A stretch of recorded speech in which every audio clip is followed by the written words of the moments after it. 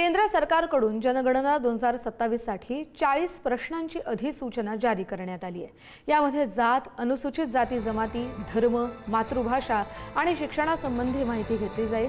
याशिवाय आधार, मतदार ओळखपत्र, मोबाईल क्रमांक आणि भारतीय पासपोर्ट असल्यास पासपोर्ट क्रमांकाचीही माहिती विचारली जाणार आहे। कोविड-19 ची लस कुठे घेतली याचीही माहिती द्यावी लागणार आहे। रजिस्ट्रार जनरल आणि जनगणना आयुक्तांनी हा आदेश जारी केला आहे। या संदर्भातले अधिकचे अपडेट घेऊया आपले प्रतिनिधी शिवाजी काळे यांच्याकडून। शिवाजी, कोणते महत्त्वाचे मुद्दे आहेत या प्रश्नांच्या अधिसूचनेत?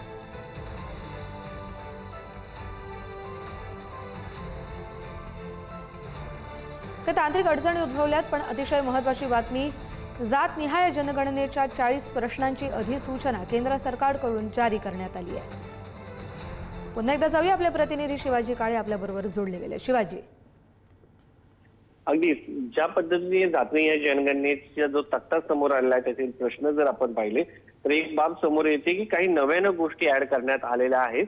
त्यामध्ये ही जातीय जनगणना आहे की नाही याबद्दल खरा तर प्रश्न आहे, कारण SC/ST ची या अगोदर देखील स्वातंत्र्यपूर्व काळापासून जातीय जनगणना होत आलेली आहे। त्याच्या समोर एक स्लॅश करून कास्ट नावाचा ऑप्शन देण्यात आलेला आहे।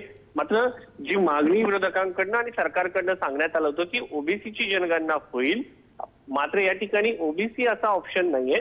ज्या अनुसूचित जाती जमाती आपल्याला पाहायला मिळतात त्यांची होताना पाहायला मिळते, मात्र इतर मागासवर्गीय म्हणजे ओबीसी जे केंद्रामध्ये त्यांना ओबीसी म्हटलं जातं, महाराष्ट्रामध्ये त्या ENT नॅशनल ट्राईब्स मध्ये भटक्या जमाती म्हणून समोर येतात, जाती म्हणून, तर यांची या ठिकाणी उल्लेख या रकान्यामध्ये आपल्याला पाहायला मिळत नाहीये।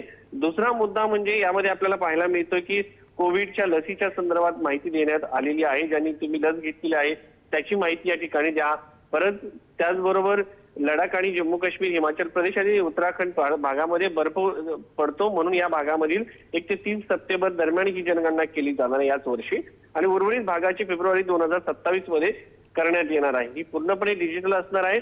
मात्र यामध्ये जात, धर्म, मातृभाषा याची शिक्षणाची पूर्ण माहिती विचारण्यात आलेली आहे। साधारण 40 प्रश्न यामध्ये विचारण्यात आले आहे। त्यापैकी सगळ्यात महत्त्वाचा प्रश्न म्हणजे जातीय जनगणनेचा आहे, कारण या संदर्भामध्ये सातत्यानं सर्वोच्च न्यायालय असो किंवा वेगवेगळ्या न्यायालयामध्ये जातीय आकडेवारी नसल्यामुळं जे जात आधारित योजना आहेत किंवा आरक्षण आहे त्याच्यावरती प्रश्नचिन्ह उपस्थित केलं जात होतं। त्यातली एक भाग म्हणजे महाराष्ट्रातील जी ओबीसी आरक्षणाची लढाई जी आहे ती सुरू आहे। महाराष्ट्रातील अनेक स्थानिक स्वराज्य संस्थांच्या बरोबर आहे, हा देखील मुद्दा तितकाच महत्त्वाचा आहे आणि त्या दृष्टीने ही प्रश्नावली तयार करण्यात आली आहे।